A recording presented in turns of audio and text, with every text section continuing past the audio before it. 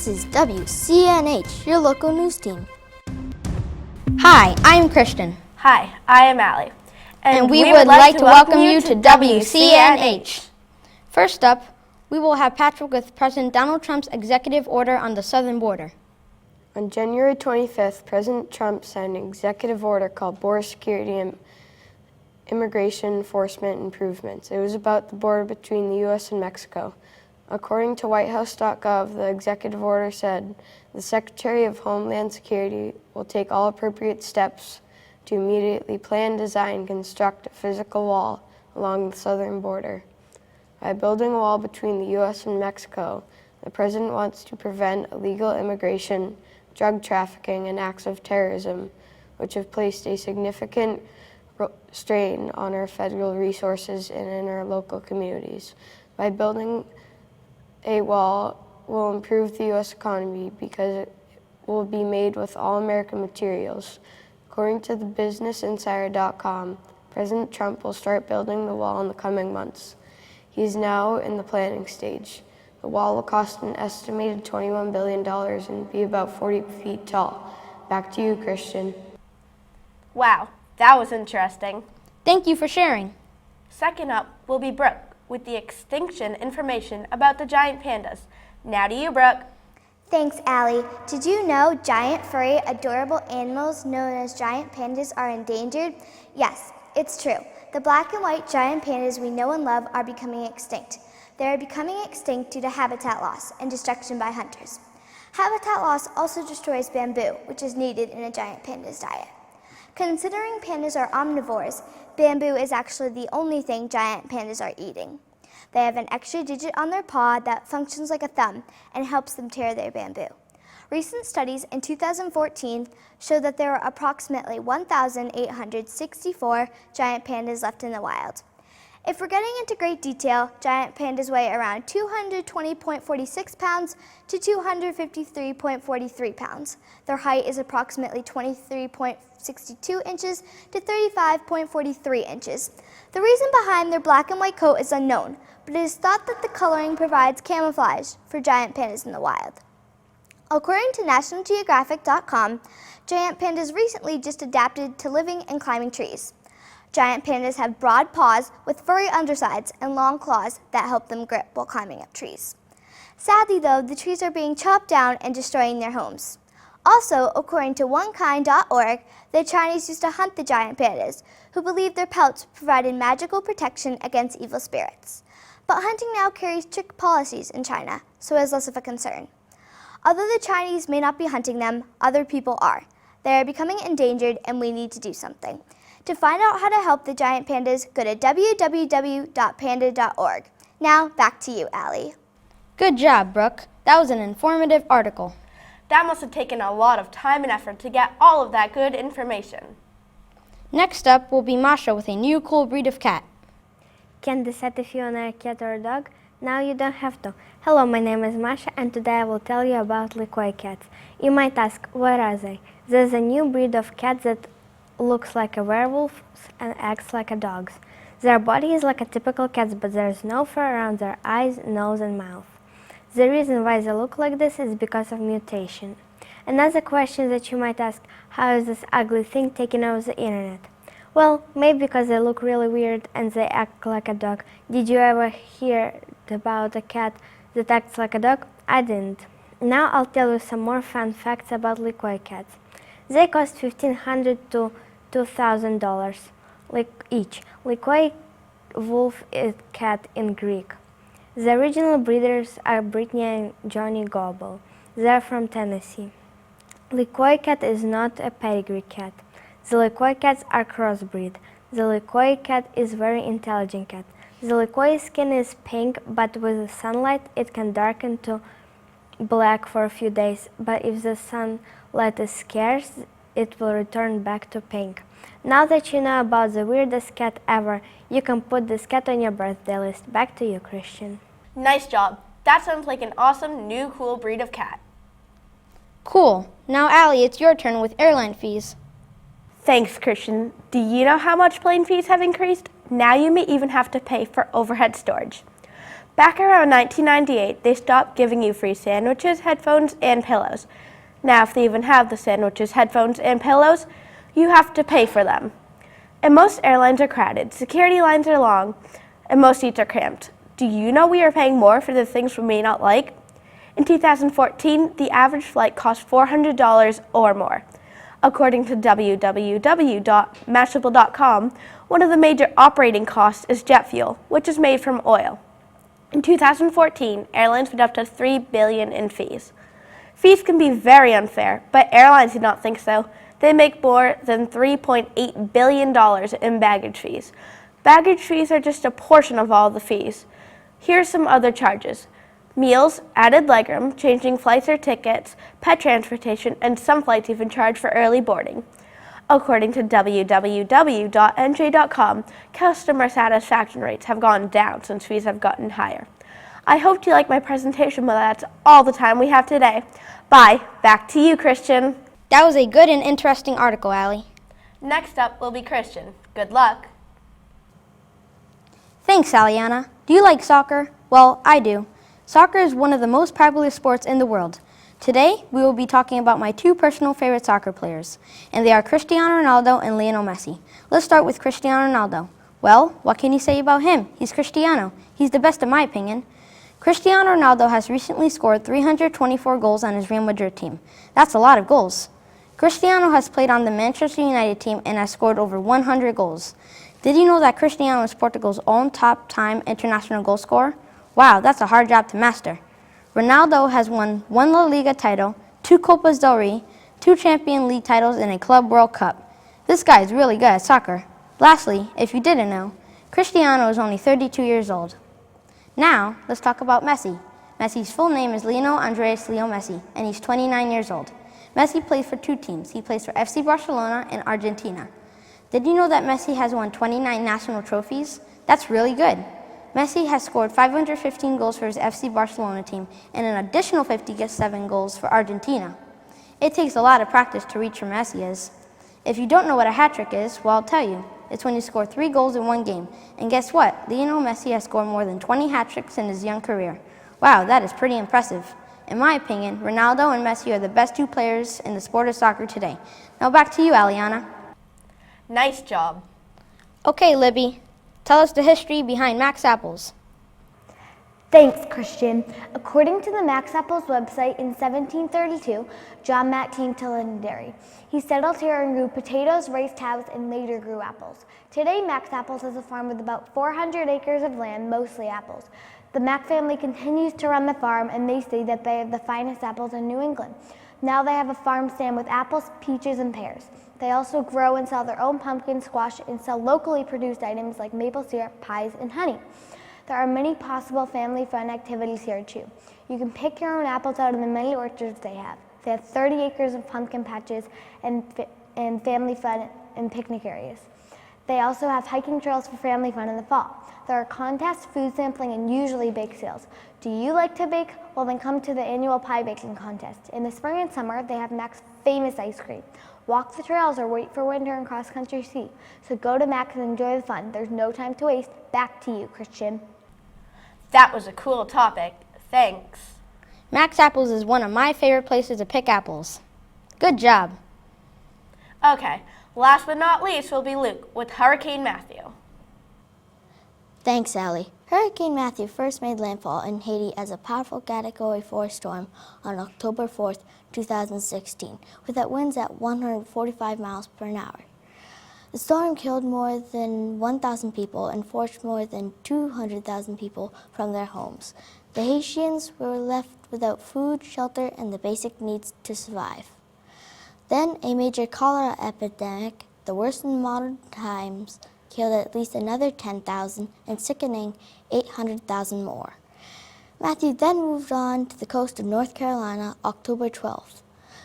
It caused more than $1.5 billion in damage to 100,000 home, businesses, and government buildings.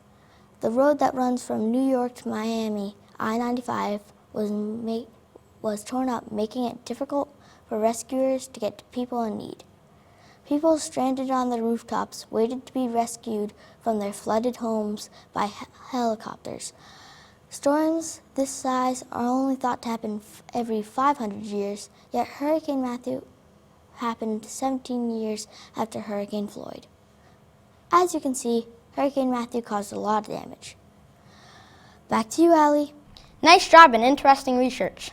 Wow, natural disasters can be really devastating. Hope you all have an awesome day. I hope you enjoyed our presentation on WCNH. Hi, this is Brendan, and welcome to WNES. Over to you, anchors. Hi, I am Abby, And I'm Brooke. and this is WNES. We have 7 stories for you today. First, we have Piper with the history of pop music from the 1880s to now. Then we will have Brendan with a story on the Orville Dam. Next, we will have Elijah with his story on the rail trail in Londonderry. Then, after Elijah, we will have Johan with an article on the World Baseball Classic. Then will be my story on the TV show Liv and Maddie. After Brooke, Nathan will do his story on Groundhog's Day and non-scientific ways people and animals predict weather. Last but not least, we will have Abby with her article on Amazon Echo. Now over to you, Piper. Thanks, guys. Hi, I'm Piper. You know the famous pop singers today are Ariana Grande, The Weeknd, and Marian Hill. Marian Hill sings Down in the new Apple commercial. Ariana Grande has a new album out, Dangerous Woman, and is doing a tour. The Weeknd has a new album, Starboy. But do you know who invented pop music? Well, if you don't, I'm here to tell you. Pop music was invented in 1880. Modern pop grew out of rock and roll. Bing Crosby became famous from his album called White Christmas, and Frank Sinatra became famous from his dazzling albums. But some people say that Frank Sinatra and Bing Crosby invented it back in the 1940s because they were very famous. But it all started way before them, according to biography.com. After Bing and Frank, there was rock, like the Beatles. They were the top pop group from 1962 to 1970. After the Beatles, there came punk in the 1970s, about a century after pop started. After punk came disco in the 1970s to the 1980s, and then rap in the 1990s. Now it's back to pop. Now you know the history of pop music, aka popular music. Back to you guys. Wow, I did not know that about pop music. Yeah, neither did I. Okay, time for your story, Brendan. Thanks, guys. Hi, I'm Brendan, and I'm going to talk about the Orville Dam.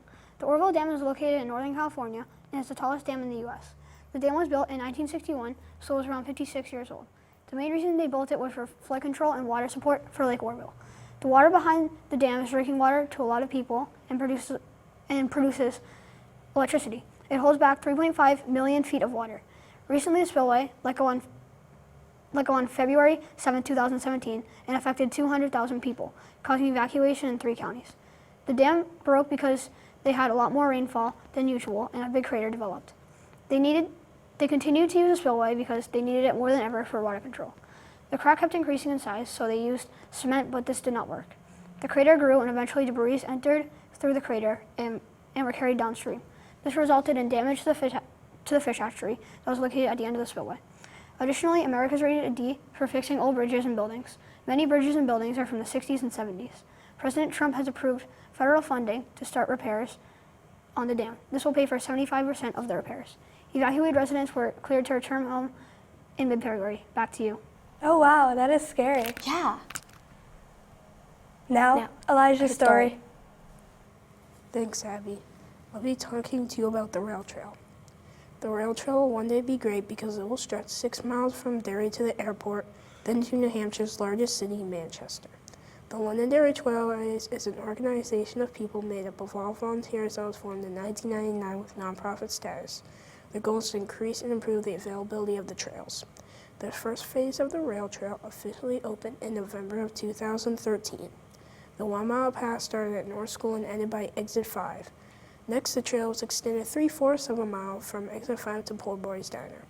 In April of 2016, a 1.5-mile section of the trail was finished from Liberty Drive to Rockingham Road through a peat bog.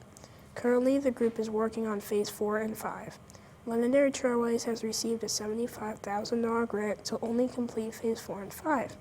They're asking voters to approve $144,000 to add a beacon at the intersection of Sanborn Road and Route 28.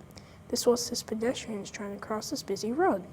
If you haven't been out on the rail trail so far, maybe you should get out there too. Back to you, Abby. I'm so excited about the rail trail. Me too, I want to go on it right now. Now we can learn about the World Baseball Classic with Johan. Thanks, guys. Have you heard about the World Baseball Classic? If not, let me tell you about it. The World Baseball Classic is an event where teams all around the world play in a tournament. According to MLB.com, the World Baseball Classic began March 2nd, 2006.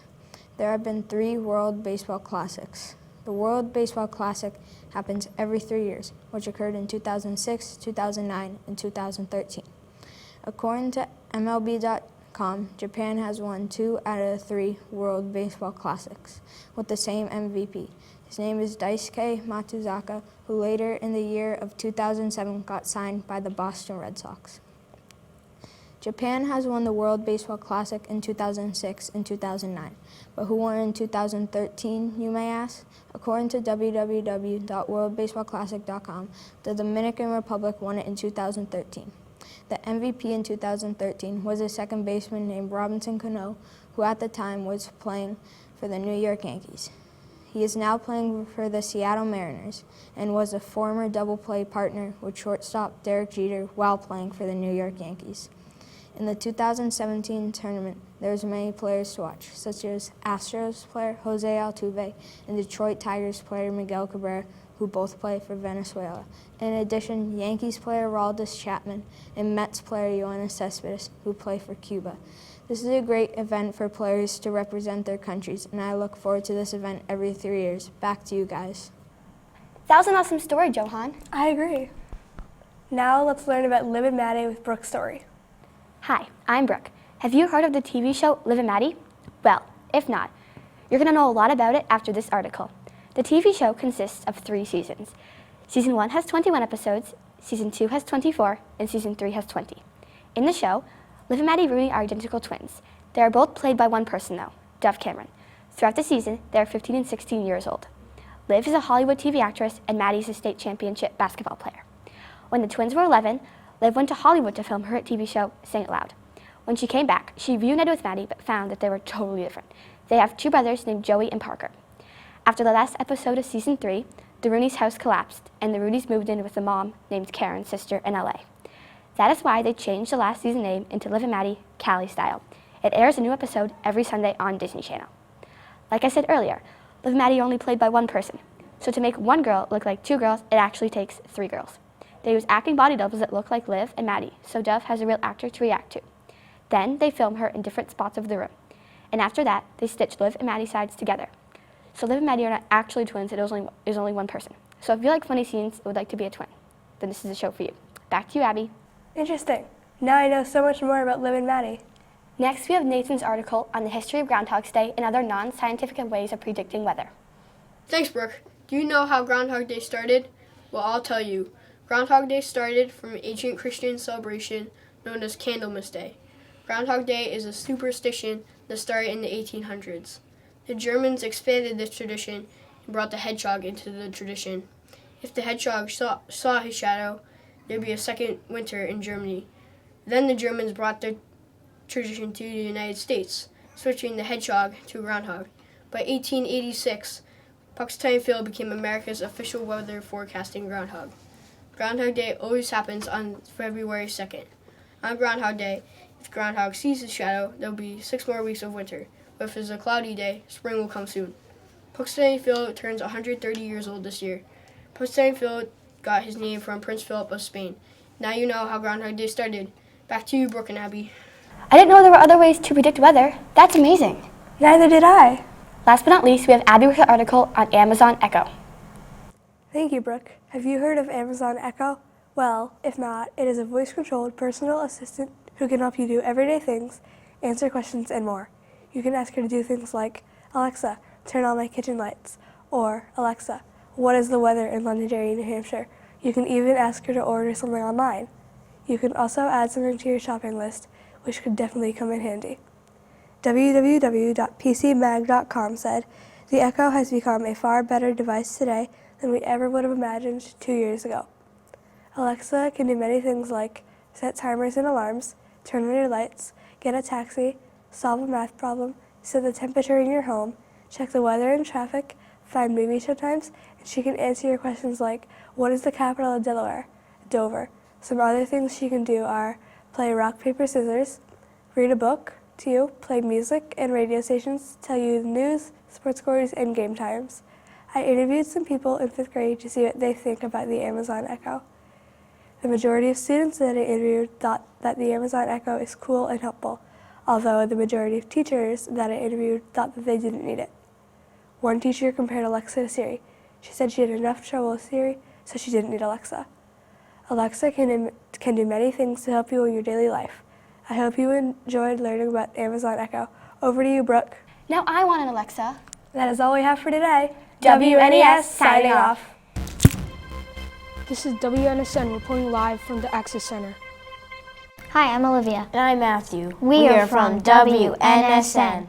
With international news is Maya telling us about how the world thinks of us. With national news is Jacob telling us comparison between Julio Jones and Julian Edelman. With news on the weather is Colin telling us about Hurricane Katrina. With sports news is Nathan telling us why it was a bad decision to cut Josh Norman from the Carolina Panthers to the Washington Redskins. We have Leah telling us about how dogs can help us. Next we have Olivia telling us the history of Lake Winnipesaukee. Finally, we have Matthew telling us information on STEM. First we have Maya. Thanks, Matthew. Hi, I'm Maya, and I'm here to tell you about what the world thinks about America. I've conducted 6 interviews and spent countless hours researching the internet. For the most part, all the people I spoke with were positive about our country. My research resulted in the same finding publications like Business Insider, Pew Global, and Vice News, all conducted extensive polling and facts gathering throughout 2016. The negative comments focused on our government policies and our president. The positive highlighted diversity, the people, and the great places to visit in America. I'm happy to report that the world thinks America is a beautiful country and full of great people. Well, that's all for now. See you next time on WNSN. Back to you, Olivia. Wow, I did not know Maya knew so many people from all around the world. Did you know, Matthew? No, I did not know that. Next, we have Jacob. Thanks, Olivia. Julio Jones and Julian Edelman are both really good football players. They both play wide receiver, have the same number, and helped their teams make it to the Super Bowl this year. However, there are also some differences between the two players. Julian Edelman is 2 years older and 5 inches shorter than Julio Jones. He played quarterback in college and was a 7th-round pick in the 2009 draft. He's a punt returner as well as a wide receiver and has won 2 Super Bowls with the New England Patriots. Julio Jones was a 6th-round draft pick by the Atlanta Falcons. He played college football at Alabama and played on the 14-0 team that won the national championship game in 2009. Although he has not won any Super Bowl rings yet, he has been selected for the Pro Bowl 4 times and was selected for the first team All-Pro in 2015. He led the league this year in receiving yards. Both players have had successful careers in the NFL and will hopefully continue to play for many years to come. Back to you, Olivia. Whoa, and I have new facts about Julio and Edelman. Did you, Olivia? No, I had no idea. Now we have Colin. Thank you, Olivia. Did you know that Hurricane Katrina changed a government agency? On August 29, 2005, 125-mile-per-hour winds hit Louisiana, flooding 80% of New Orleans and impacting about 90,000 square miles. It was the most damaging and expensive storm to ever hit the United States, and experts estimate that Katrina caused more than $100 billion in damage. 1,836 people died that day, and many others were homeless. The problem was that many people did not think it would be that bad and did not pay attention to the warnings from government officials to evacuate. Tens of thousands of people chose to wait out the storm and put themselves and rescuers in danger. It took officials from FEMA a long time to get help for all the people in need. Since then, Congress passed an act to reorganize, develop evacuation plans, better emergency communication, and improved help for people with disabilities and pets. At least something positive came out of this storm. Terrible storm. Back to you, Olivia. Wow, that was very interesting about Hurricane Katrina. Do you think so, Matthew? Yeah, I think it's interesting. Now on to you, Nathan. Thanks, Olivia. On the 5th round of the 2012 draft, Josh Norman from Coastal Carolina University was drafted by the Carolina Panthers. His 2012 season was his greatest. He had 73 tackles, 21 assists, and 1 interception for 2 yards. However, in the April of 2016, cornerback Josh Norman was released by the Carolina Panthers. Even Norman was surprised about this. They cut him because they were low on money, and Norman is the highest paid cornerback in the NFL. On April 22, 2016, he signed a 5-year, $75 million deal with the Washington Redskins. According to the 2015 stats, the Redskins, with a record of 9-7, made it to the playoffs but lost in the wild card round against the Green Bay Packers. In 2016, with Norman, the record was 8-7-1. They were almost into the playoffs until his former team, the Panthers, beat them in the 2016. Panthers fans are very mad at the owner for the trade of Josh Norman. I'll get back to you with more information. Back to you, Matt. Wow, I never knew that Josh Norman was so good, and they cut him. Yeah, I agree. It was a mistake. Now we have Leo. Thanks, Matthew. Have you ever wondered how dogs came to be an asset to the human population? Well, dogs can do a lot of things to help us. It is believed this relationship started about 15,000 years ago in Eurasia. Even then, they helped by eating the rats in the garbage to keep flies away. This helped to make humans more sanitary. Dogs do some pretty amazing things for us. According to Mercola.com, dogs can be guide dogs, hearing dogs, therapy dogs, and many more. They can also be diabetes service dogs, seizure alert dogs, mental health assistance dogs, or military service dogs. I think the most incredible thing that some dogs can do is sniff or lick you to detect cancer. Dogs can also help with other medical issues. A guide dog is your eyes if you are blind. A hearing dog is trained to alert their owners of household noises. Therapy dogs are gentle and they calm patients. Military service dogs help a military veteran with their disability. These are some incredible things that dogs can do to help you. Back to you, Olivia. That was very interesting about how dogs can help us. Do you think so, Matthew? Yeah, I think it's interesting. Now we have... Next we have Olivia. Thanks, Matthew. Hello, my name is Olivia, and today I'm telling you about the history of Lake Winnipesaukee. Lake Winnipesaukee is the largest lake in New Hampshire and the third largest lake in New England. The lake is 71 square miles and has about 258 islands. Around the mid-1500s in New Hampshire, the lake got its name. Now you might be wondering, who named it? Well, the answer is right here. The people who named it were Native Americans, and their names were Chief Wanatan, the chief of the tribe, Minaloa, his daughter, and finally Adawando, a young chief from another tribe. Here's the story. Minaloa and Adawando fell in love, but Chief Wanatan had hatreds against Adawando and did not want his daughter with him. Chief Wanatan used his tomahawk to attempt to attack his enemy, but luckily Minaloa saved him by pleading to spare him. Adawando lived. On the day of their wedding, the whole tribe was ordered to take their canoes down to the lake. When they arrived, the sun came out only around Minaloa and Adawando. Chief Wanatan declared the lake to be named Lake Winnipesaukee. Believe it or not, Winnipesaukee is a Native American word meaning smile of the Great Spirit. It's pretty cool to find out how Lake Winnipesaukee got its name. Well, I hope you learned something about the lake and your family will visit the lake. Well, that's it for today. Back to you, Matthew. Wow, I never knew about how Lake Winnipesaukee got its name. Yeah, it's pretty interesting. Finally, we have Matthew. Thanks, Olivia. Hi, my name is Matthew, and I'm going to tell you what STEM is.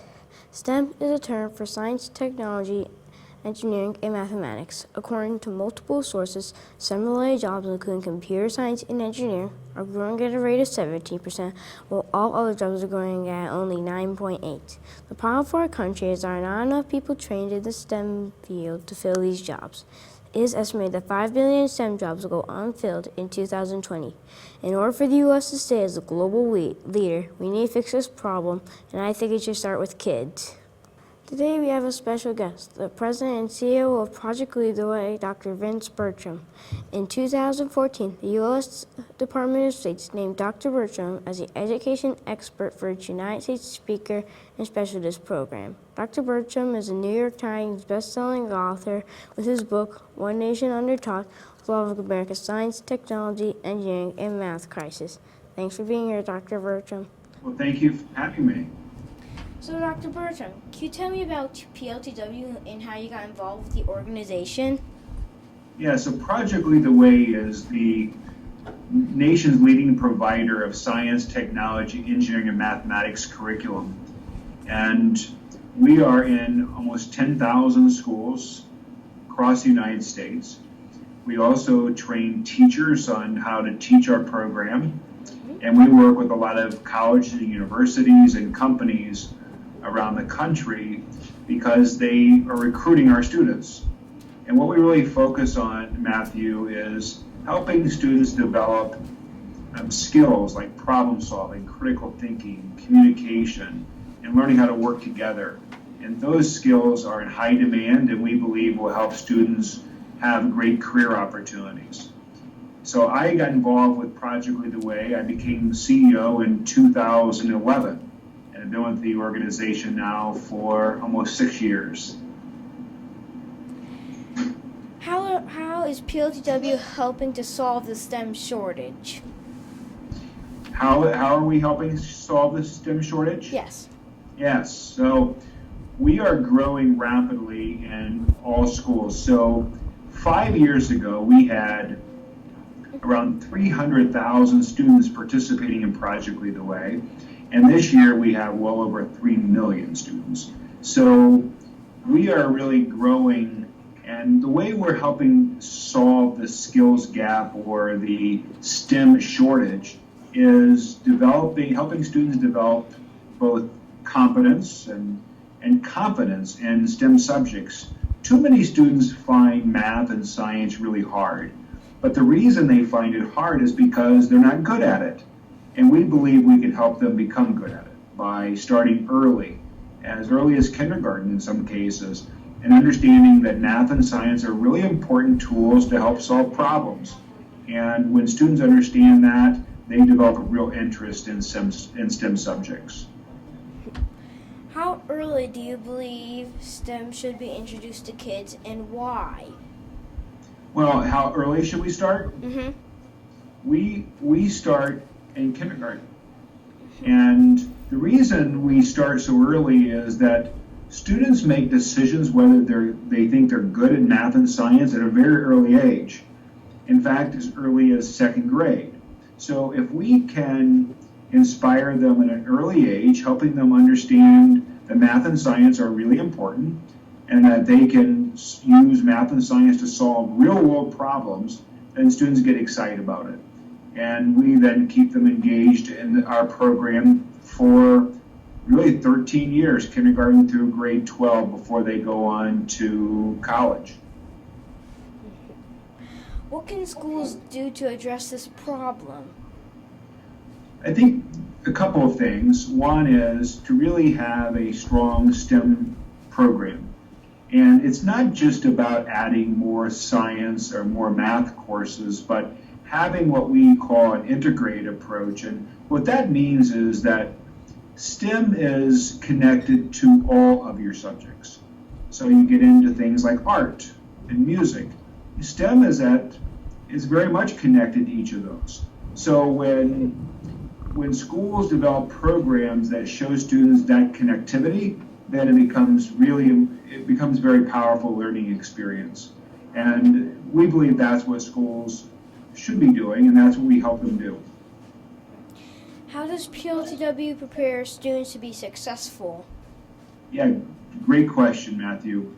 These are great questions, by the way. What we think about success is making sure that we are helping students develop the skills that are going to be in high demand and when they finish school. So it's not just about graduating or taking a bunch of courses, but rather we want our students to have success beyond school when they get into their careers. So we start at a very early age, exposing students to a wide range of career opportunities, and then developing the skills necessary to take advantage of those opportunities. So let me give you an example. If students find that over the next several years, the high demand skills are in things like computer science and engineering, both of those require pretty strong math skills. But if you don't realize that in early age, by the time you get to grade 11 or grade 12 or into college, and if you don't have confidence and competence in mathematics, then you don't get you can't take advantage of those career opportunities. So we help expose students to those at a very early age. How does PLTW prepare teachers to teach STEM? Yeah, that's another great question. So we think it's very important to train teachers on how to teach in an activity project-based classroom. So not only do we provide all the curriculum and the activities for teachers, but then we help train them. So this year we trained over 18,000 teachers across the United States. And it is a very different way of teaching than the way a lot of us were taught to teach. I'm a former teacher and a school administrator, principal, superintendent, and we were taught very differently. So we want teachers to understand that by engaging students in a project-based classroom, the students can get very excited about learning. What must my school do to get involved with PLTW? Well, there are a lot of connections at your school, and but they can also go to our website at pltw.org, and we have people who can help them throughout the process if they're interested in starting Project Lead the Way. Thank you again, Dr. Burton, for taking time out of your busy schedule to talk with me about the importance of STEM and how Project Lead the Way is helping to solve the STEM crisis. Thank you for being here, Dr. Burton. Back to you, Olivia. Wow, STEM is really interesting. We should have STEM in our school. Yep, it's very interesting. Well, that's it for today on WNSN. We will see you next time. Bye.